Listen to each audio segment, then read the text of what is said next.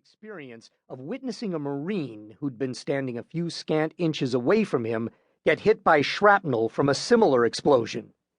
The kid had bled out in a matter of minutes, despite Dan's frantic attempts at first aid. "I'm fine," Izzy reassured him. Their SEAL teammates, Jenkins, Tony V, and Lopez, were all fine too, thank God. In fact, Lopez was so fine he was already running toward the smoke and flames. Izzy scrambled to his feet and followed, with Jenk, Tony, and Gillman hot on his heels.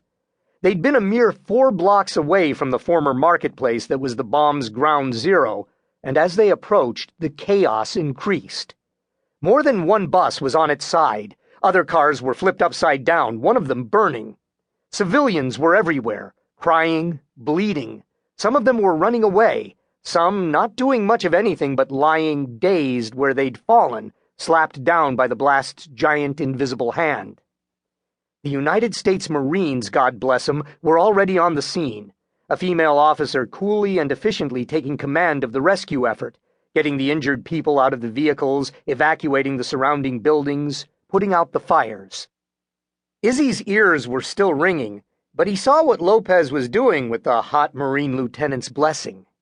He was creating a first aid station for the injured right there on the sidewalk. Sirens were wailing in the distance, emergency vehicles coming from every direction.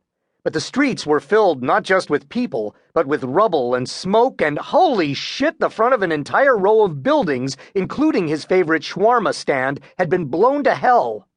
And the crater from the bomb had made the street here beyond the marketplace impassable every way but from the north. Help was coming, but it wasn't going to arrive soon enough. But Lopez was a hospital corpsman, the Navy equivalent of an Army medic, and he was focused on saving the lives that he could. Normally soft-spoken, he was using his outdoor voice to inform any other medical personnel on the scene about his makeshift triage area. It was then, as Izzy was pointing out Lopez to an ancient woman who was half carrying her bloody and dazed, nearly elderly himself son, that he noticed Mark Jenkins was looking a little pale.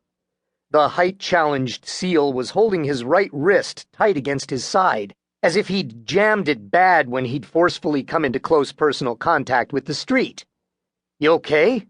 Izzy stepped closer to ask, exactly as Dan, too, came over and inquired, "Jenkins, are you hurt?" Jenk shook his head in a mix of both yes and no. "Help me find a piece of wood for a splint." "Shit!" Izzy said as he helped Danny sift through the rubble of what used to be that restaurant. "Is it broken?" The owner had survived, thank God, but he was sitting now among the debris, stunned. "Hang on, Mr. Wahidi," Izzy called to the man. "I'll be right over to help you."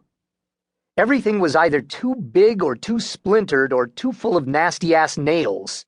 "A brace," Jenkins corrected himself as he bent to pick up a piece of what had once been a sign for tea.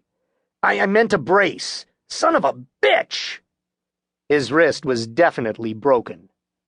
He turned another, more greenish shade of pale, his golly-gee freckles standing out on his nose, because he'd jarred his arm trying to measure it against that piece of wood. "Maybe you should sit down, bro," Gillman suggested, which was stupid. No way was Jenkins going to sit down and surrender to a relatively mild injury when there were so many more severely wounded people to assist. Of course, maybe Dan only meant it like, "Maybe you should sit down for a sec, bro, because it is going to hurt like a screaming bitch when we belt your arm to that splint." But any mention of giving in to the pain would have pissed Izzy off royally were he in Jenk's tiny boots, so he took charge.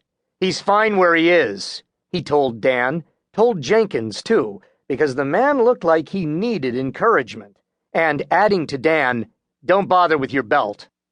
Izzy found his spare bungee cords in his vest pocket and pulled out a couple. Those little suckers were useful, even when the SEALs weren't up in the mountains. They would work better than a belt to keep Jenk's broken arm supported by that piece of wood. The wood, however, left much to be desired.